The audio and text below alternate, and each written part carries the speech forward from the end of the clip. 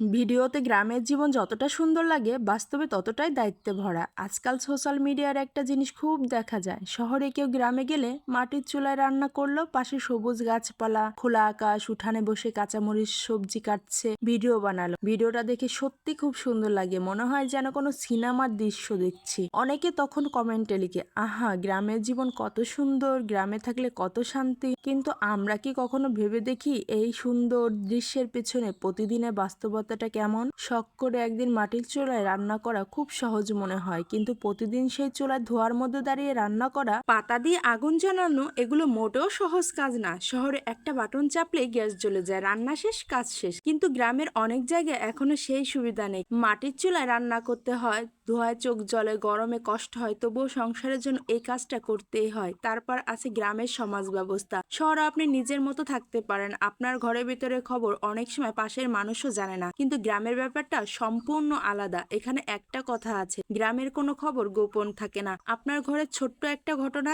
একটা ভুল মুহূর্তের মধ্যে অনেকের আলোচনার বিষয় হয়ে যায়। তাই অনেক সময় নিজের মতো করে থাকা, নিজের মতো করে সিদ্ধান্ত নেওয়া সবকিছু একটু কঠিন হয়ে যায়। আর মানিয়ে নেওয়ার কথাটা তো আছেই। গ্রামে একটা মেয়ে যখন বিয়ে করে শ্বশুর বাড়িতে আসে, তখন শুধু বাড়ি বদলায় না, তার পুরো জীবনটাই বদলে যায়। নতুন মানুষ, নতুন পরিবেশ, নতুন নিয়ম, নতুন দায়িত্ব, সবকিছুর সাথে নিজেকে মানিয়ে নিতে হয় প্রতিনিয়ত। তারপর যদি সামান্য ভুল হয়, তারপর তো কত হাজারটা কথা। শুধু যে শ্বশুর বাড়ির মানুষ তা না, পাড়া প্রতিবেশী সবাই এটা নিয়ে কথা বলবে। এটাই গ্রামের জীবন। বাহির থেকে দেখলে গ্রামের জীবনটা খুব শান্ত আর সহজ মনে হয়, কিন্তু ভিতরে ভিতরে সেখানে অনেক ধৈর্য, পরিশ্রম আর সহ্য করার গল্প লুকিয়ে থাকে। তাই গ্রামের জীবনকে শুধু একটা সুন্দর ভিডিও দিয়ে বিচার করা ঠিক না, কারণ সেই ভিডিওতে হয়তো 5 মিনিটে সৌন্দর্য দেখা যায়, কিন্তু বাস্তবে সেই জীবনের গল্পটা হয় 24 ঘন্টার। আমি গ্রামের জীবনকে খারাপ বলতেছি না, বরং এখানে আছে মাটির গন্ধ, খোলা আকাশ, মানুষের আন্তরিকতা, কিন্তু সেই সৌন্দর্যের পিছনেও যে প্রতিনিয়ত পরিশ্রম আর দায়িত্ব আছে, সেটাই আমি বোঝানোর চেষ্টা করছি। গ্রামের সংসার জীবন মানে হাজারটা অপবাদ শোনার পরও মুখ বন্ধ করে থাকা, হাজারটা অন্যায় দেখার পরও চোখটা বন্ধ করে থাকা, হাজারটা আপনার বিরুদ্ধে কথা বলার পরও সেটাকে মেনে নেওয়া। এটাই হচ্ছে গ্রামের জীবন। এরপর গ্রামে কিছু কিছু প্রাকৃতিক সৌন্দর্য আছে, কিন্তু মানুষের সামাজিক